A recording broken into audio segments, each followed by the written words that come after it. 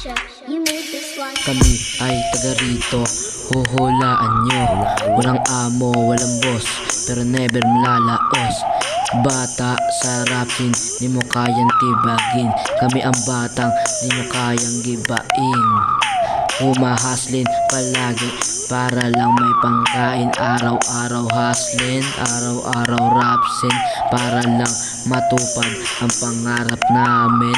Dahil ito ay para sa akin, pati na rin kisa mga fake, mga leba, mga troll lagi nakaposta sa game. Dahil say lang natin sa pa ako humalig, di mapipigilan nini pag ako yun ng ulit. O sige yung ko paikutin na yung shock, pausukan na yung bot, damahin yung sobrang good. Sige 5G, uubusin niyo sa bayan na rin ko kapulisan yung tataka. Bakit may kagada dito sa kalsada? Pagkakuha ko ng money, tas naka-cheat mode. Kahit nasa trap o kaya naka-god mode.